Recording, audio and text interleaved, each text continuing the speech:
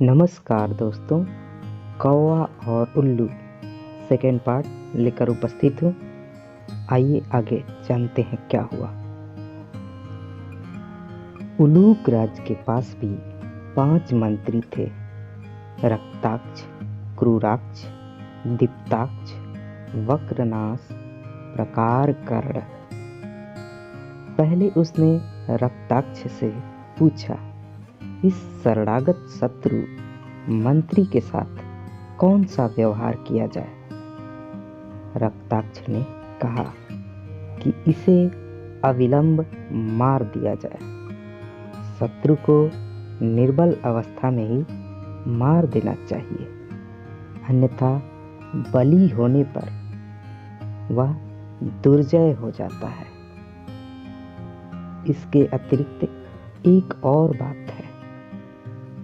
एक बार टूटकर जुड़ी हुई प्रीति स्नेह के अतिशय प्रदर्शन से भी बढ़ नहीं सकती। रक्ताक्ष से सलाह लेने के बाद उलूक राज ने दूसरे मंत्री क्रूराक्ष से सलाह ली कि स्थिर जीवी का क्या किया जाए। क्रूराक्ष ने कहा, महाराज, मेरी राय में तो शरणागत की हत्या पाप है। क्रूराक्ष के बाद अरिमर्दन ने दीप्ताक्ष से प्रश्न किया। दीप्ताक्ष ने भी यही सम्मति दी। इसके बाद अरिमर्दन ने वक्रनाश से प्रश्न किया। वक्रनाश ने भी कहा, देव, हमें इस शरणागत शत्रु की हत्या नहीं करनी चाहिए। कई बार शत्रु भी हित का कार्य कर देते हैं। आपस में ही जब उनका विवाद हो जाए तो एक शत्रु दूसरे शत्रु को स्वयं नष्ट कर देता है। उसकी बात सुनने के बाद अरिमर्दन ने फिर दूसरे मंत्री प्रकारकर्ण से पूछा, सचिव, तुम्हारी क्या सम्मति है। प्रकारकर्ण ने कहा, देव, शरणागत व्यक्ति अवध्य ही है। हमें अपने परस्पर के मर्मों की रक्षा करनी चाहिए। अरिमर्दन ने भी प्रकारकर्ण की बात का समर्थन करते हुए यही निश्चय किया कि स्थिर जीवी की हत्या न की जाए। रक्ताक्ष का उलूक राज के इस निश्चय से गहरा मतभेद था। वह स्थिर जीवी की मृत्यु में ही उल्लुओं का हित देखता था। अतः उसने अपनी सम्मति प्रकट करते हुए अन्य मंत्रियों से कहा कि तुम अपनी मूर्खता से उलूक वंश का नाश कर दोगे। किंतु रक्ताक्ष की बात पर किसी ने ध्यान नहीं दिया। उलूक राज के सैनिकों ने स्थिर जीवी कौवे को शैया पर लिटाकर अपने पर्वतीय दुर्ग की ओर कूच कर दिया। दुर्ग के पास पहुंचकर स्थिर जीवी ने उलूक राज से निवेदन किया, महाराज, मुझ पर इतनी कृपा क्यों करते हो। मैं इस योग्य नहीं हूँ। अच्छा हो आप मुझे जलती हुई आग में डाल दें। उलूक राज ने कहा, ऐसा क्यों कहते हो? स्थिर जीवी, स्वामी, आग में जलकर मेरे पापों का प्रायश्चित हो जाएगा। मैं चाहता हूँ कि मेरा वायसत्व आग में नष्ट हो जाए और मुझ में उलूकत्व आ जाए, तभी मैं उस पापी मेघवर्ण से बदला ले सकूंगा। रक्ताक्ष स्थिर जीवी की इस पाखंड भरी चालों को खूब समझ रहा था। उसने कहा, स्थिर जीवी, तू बड़ा चतुर और कुटिल है। मैं जानता हूं कि उल्लू बनकर भी तू कौओं का ही हित सोचेगा। उलूक राज्य के आज्ञानुसार सैनिक स्थिर जीवी को अपने दुर्ग में ले गए। दुर्ग के द्वार पर पहुंचकर उलूक राज अरिमर्दन ने अपने साथियों से कहा कि स्थिर जीवी को वही स्थान दिया जाए जहां वह रहना चाहे। स्थिर जीवी ने सोचा कि उसे दुर्ग के द्वार पर ही रहना चाहिए, जिससे दुर्ग से बाहर जाने का अवसर मिलता रहे। यही सोचकर उसने उलूक राज से कहा, देव, आपने मुझे यह आदर देकर बहुत लज्जित किया है।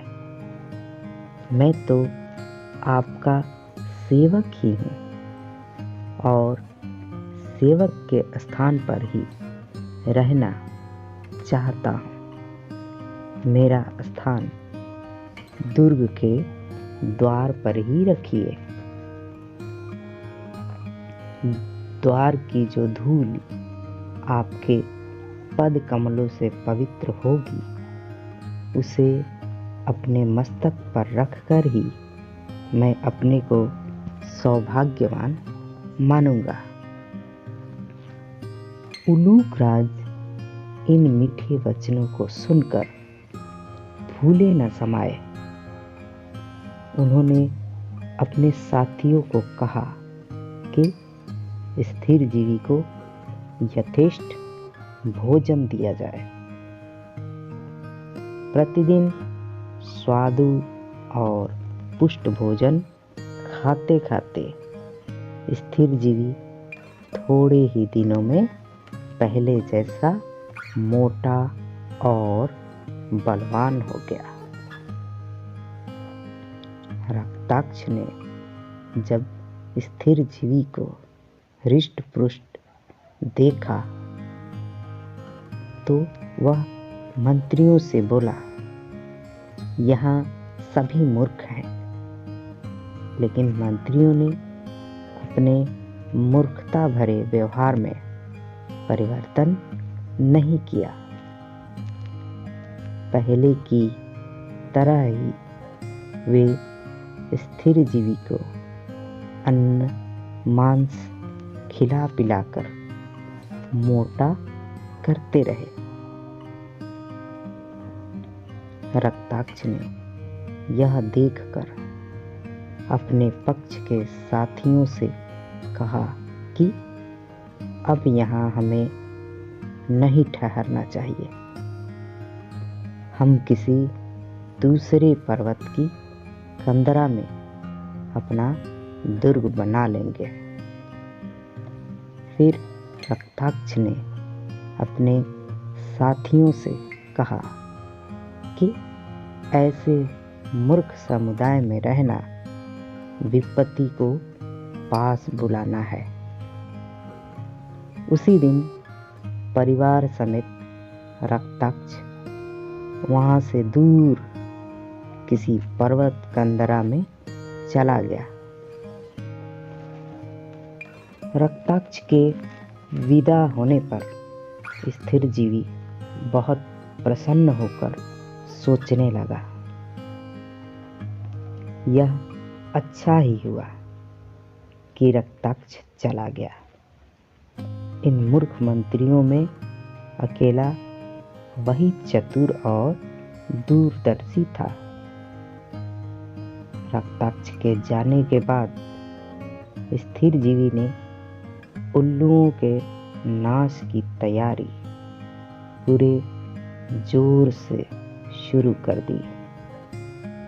छोटी छोटी लकड़ियां चुनकर वह पर्वत की गुफा के चारों ओर रखने लगा।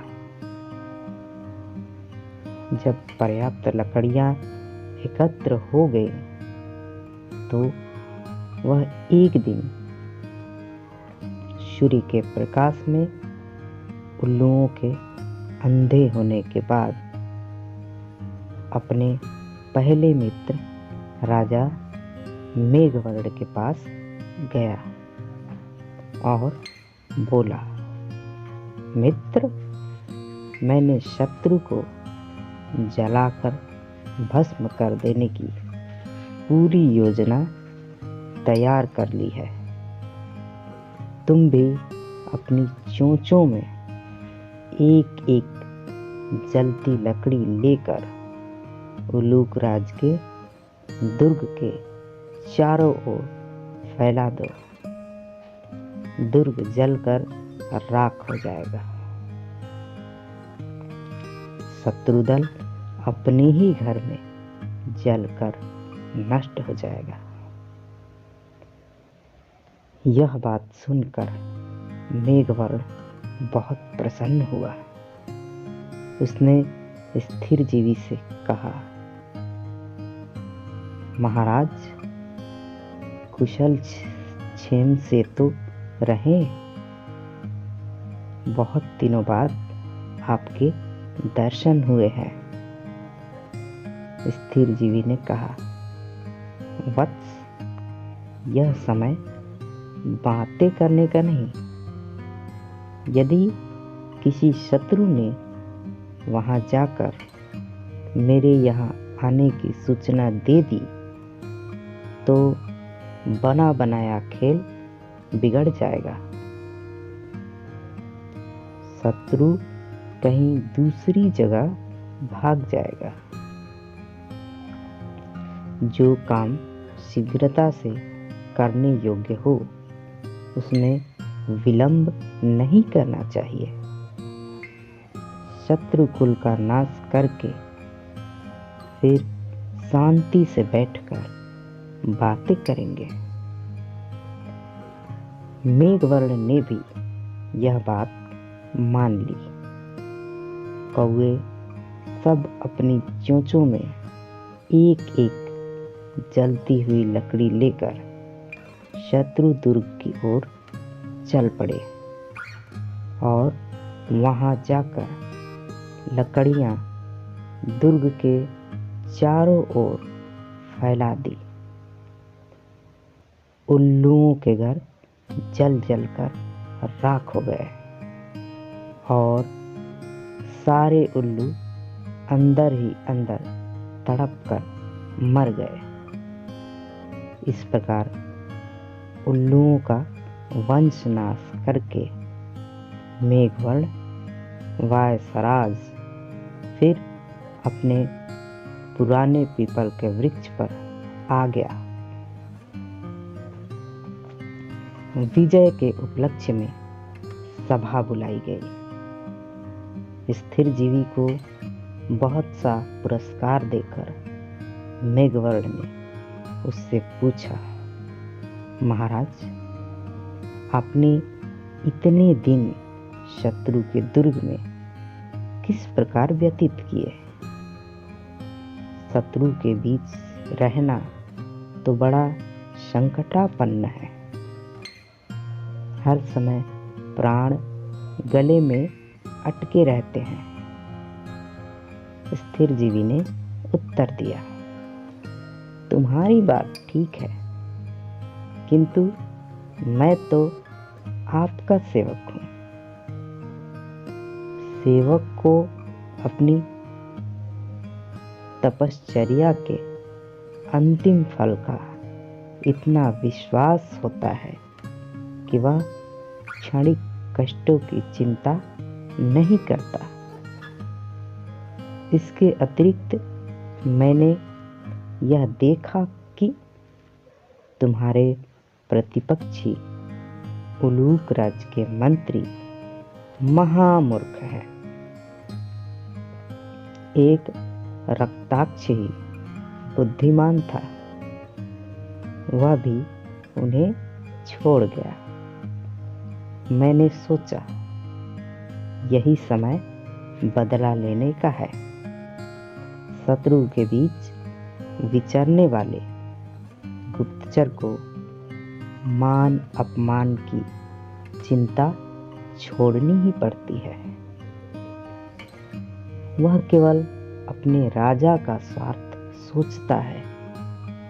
मान मर्यादा की चिंता का त्याग करके वह स्वार्थ साधन के लिए चिंताशील रहता है। वायसराज मेघवर्ण ने स्थिरजीवी को धन्यवाद देते हुए कहा, मित्र, आप बड़े पुरुषार्थी और दूरदर्शी हैं। एक कार्य को प्रारंभ करके उसे अंत तक निभाने की आपकी क्षमता अनुपम है। संसार में कई तरह के लोग हैं।